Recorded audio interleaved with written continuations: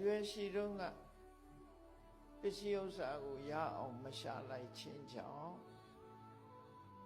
အရွယ်ကောင်းနေတဲ့အချိန်မှာကုသိုလ်တရားတွေကိုချင်းတရားကောင်းမွန်မှုတွေမလုပ်ခဲ့ခြင်းကြောင့်ကိုချင်းတရားကောင်းအောင်လည်းမလုပ်ခဲ့လုပ်တဲ့လုပ်ထိုက်တဲ့ကိုချင်းတရားတွေမလုပ်ခဲ့စီးပွားဥစ္စာလည်းမစုဆောင်ခဲ့ဘူးနှစ်ဖက်စလုံးဆုံးနေတယ်သူစီးပွားဥစ္စာရှိရင်တစ်ဖက်ကတော်သေးတယ်လို့ပြောမှာခုကစီးပွားဥစ္စာလည်းမရှိဘူးကိုကျင့်တရားဘက်ကလည်းအားကိုးစရာမရှိဘူးဘယ်ဘက်ကလှဲ့ကြည့်ဘာမှမရှိတော့သူ့မှာနှစ်ဖက်စလုံးဆုံးရှုံးနေတယ်အဲ့ဒီလိုရွယ်ရှိတော့ကလုံးတဲ့လုံးထိုက်တာတွေမလုံးလို့နှစ်ဖက်လုံးဆုံးရှုံးနေတဲ့ပုဂ္ဂိုလ်ရဲ့အခြေအနေဟာဘယ်လိုရှိတော့ဆိုဥပမာနဲ့ပြောစိဏကွန်စာဝစာယန္တိခိနမစ္စည်းဝပန္နတိချိုးချငှက်ကြီးတွေဆိုတာမြင်မှုကောင်းမြင်မှုပါလိမ့်မယ်နော်ချိုးချဆိုငှက်တယ်ခြေရန်ရှည်ရှည်နှုတ်သီးရှည်ရှည်ငါးရှာပြီးတော့စားကြတယ်ဖြိုင်းနေလို့ကောင်းအဲ့ဒီမှာအိုင်တက်အိုင်ကိုအမိပြုတ်ပြီးတော့ချိုးကြတွေဟာသက်ရှင်ကြအဲ့ဒီအိုင်ထဲကငါးရှာပြီးတော့စားကြတယ်အေးပြန်နိုင်တန်းနိုင်တော့ကဒီအိုင်မှာရေခမ်းရင်နောက်တိုင်အိုင်သွားလို့ရဒီအိုင်မှာငါးကုန်ရင်နောက်တိုင်အိုင်ရွှေ့လို့ရအဲ့တော့ဒီကြိုးကြငှက်ကြီးတွေကအိုမင်းလာပြီးတော့အတောင်တွေပဲကျွတ်လာတဲ့အခါကျတော့ဟိုအိုင်ကနေဒီအိုင်ကိုပြန်သားနိုင်ခြင်းမရှိကြတော့အတောင်တွေကျွတ်ပြီးတော့အသက်အရွယ်ကြီးလို့အိုမင်းလာတဲ့အခါလူကလည်းအကောင်ကလည်းအိုမင်းလာတယ်သူကျက်စားနေတဲ့အိုင်တွေကလည်းငါးတွေကုန်လာတယ်မိုးခေါင်ရေရှားလို့ရေတွေခမ်းသွားပြီးတော့ငါးလည်းမရှိတော့ဘူးနော်ငါးလည်းမရှိတော့ဘူး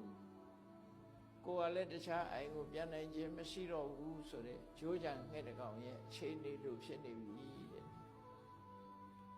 အိုင်ဘေးနှခမ်းမှာပဲငါးပြရမလားလို့မျှော်လင့်ချက်နဲ့အဲ့ဒီနားမှာပဲသိဆုံးအောင်မှာပဲဖြစ်တယ်တခြားလည်းမသွားနိုင်တော့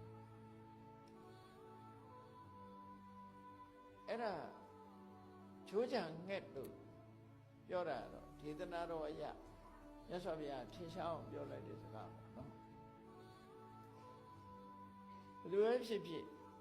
အခုလို့လုံနိုင်ကြိုင်နိုင်ဆိုလိုတဲ့အဓိပ္ပာယ်ကတော့အေးငယ်ငယ်တုန်းကလည်းပစ္စည်းဥစ္စာတွေရှာမထားဘူး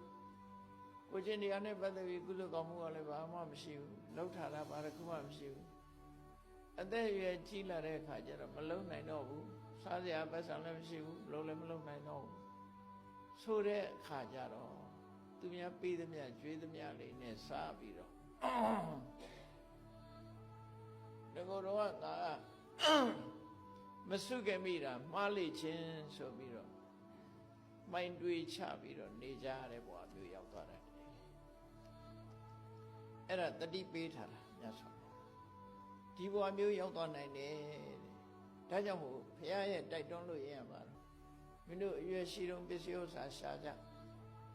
အရွယ်ရှိတုန်းကိုချင်းတရားကောင်းအောင်ကြိုးစားထားကြ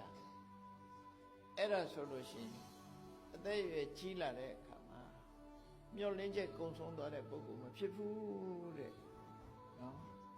မျောလင်းချက်ကုံဆုံးသွားမှုမဖြစ်ဘူးအဲ့တော့မြန်မာလူမျိုးတွေလည်းဒီ